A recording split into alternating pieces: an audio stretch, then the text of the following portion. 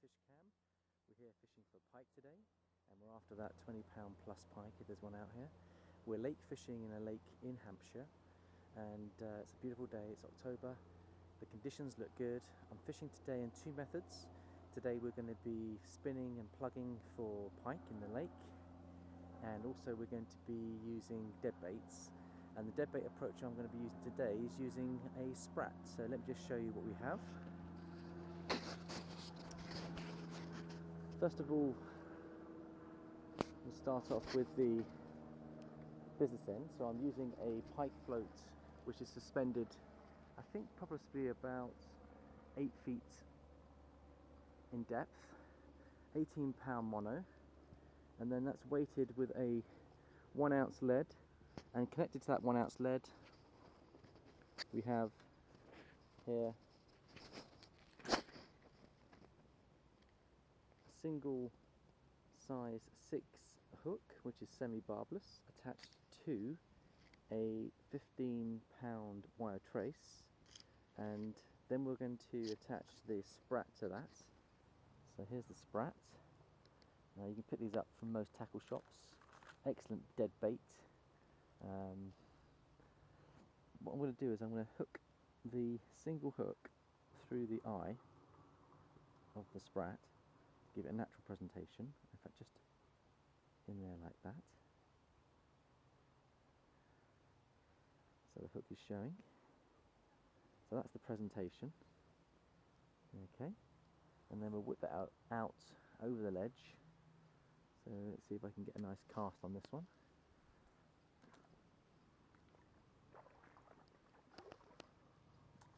And you can see how deep I'm fishing. Alright, let's get a good cast on this. That's over the ledge there. So that looks lovely, doesn't it? There's a fish just surfaced behind the back of that float. I might be putting my plug on that. And we'll leave that on the rod rest. Okay. We're taking that slack line, give it a little nudge. We'll have that on the rod rest. There. And then we'll set the bait runner, very much like carp fishing. So if we get a take, that will run. And we'll keep an eye on that. Now while that's going on, I'll just show you the other rod I'm going to be setting up. And that's just over here. So we've got a double jointed silver plug, and it's got a rattle inside. That's attached to a 30-pound wire trace, and that has a weight at the top to get further casting distance. And what I'm going to do is I'm going to try and cast into the bay, and what it does is, even if a pike doesn't actually take this, it will attract pike into this particular bay, and they start picking up the dead bait. So it's a kind of a good combination. Instead of sitting here waiting for 20 minutes, half an hour for a pike to pick up the scent trail on that bait, what I'm going to do is I'm going to be working the spinner or the plug, and I'll probably go through a range of about 5 or different spinners and plugs, see which one's working the best. This one's a double jointed. I'll show you how it works. Through the water, see it floats, and it just wriggles nicely. Now the idea is with the weight it will be probably 2 or 3 feet below the surface, working above the weed beds, and of course the faster you move that you will see the action.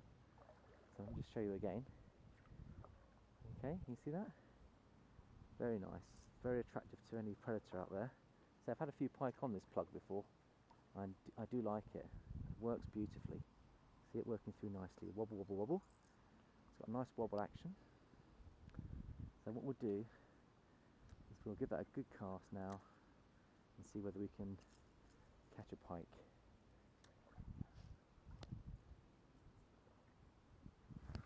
Out she goes. Fairly good distance. Now I'm fishing here 30-pound braid. Give that a chance to sink, and then it's kind of a bit of a jerky movement like this, like that. So not too fast, but just enough to make the plug wobble through the water, and then wobbling through. That's working a treat. So very, very nice. And so while this is going on, you can see how it's working. We keep an eye on that float in case it does decide to take off and have a run.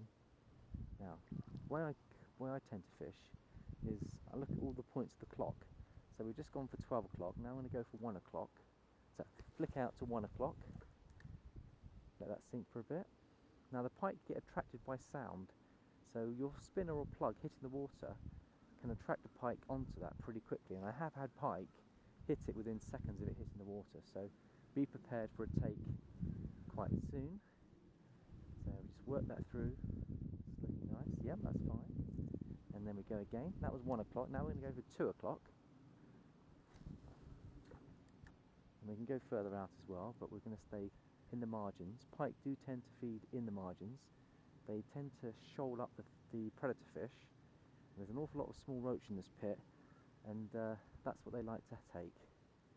So there we go. That was 2 o'clock, then we go again, 3 o'clock. And just work that way through. And then what you're doing is you're actually scanning the water, just trying to find out where those pike are lining up. And that's what we're looking at. So just keep working. I've hit some weed there, so that's not working quite as well.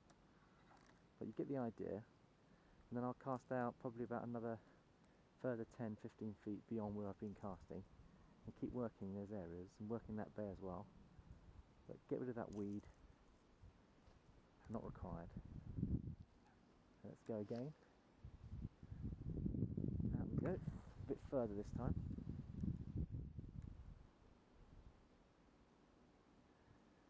Lovely, maybe just slow it down a bit. Oh, we've got a bite on the float. There's a pike just attacking that, so we'll bring that in. So we've got a pike that's picked up a dead bait. Let's get onto the other rod. Alright, let's see what happens. Can you see? The float is starting to move. So he's obviously picked it up. We want that float to take off, and then we'll strike into it. Here it goes. Pike on, I think. Now, take up the slack and then get ready to strike. Yeah, we're in. Pike on.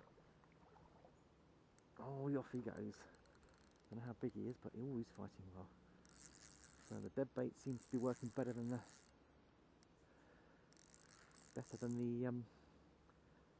spinning today. So very nice. And what have we got here? What do we have here? Is it a good sized fish? Let's have a look at him. Here he comes. He's coming towards us. Yes, always a nice fish. Very nice fish. There he comes. Right, here he comes. There we go. Whoa. So we're fishing with just a small, oh, he's taken off a small single hook. And that pike picked up the dead bait. Very, very good fishing. Been here about 10 minutes, 15 minutes. You see, here he comes. So it's a nice fish, very nice fish. Oh, yes. Whoa. Whoa. Right, let's land him.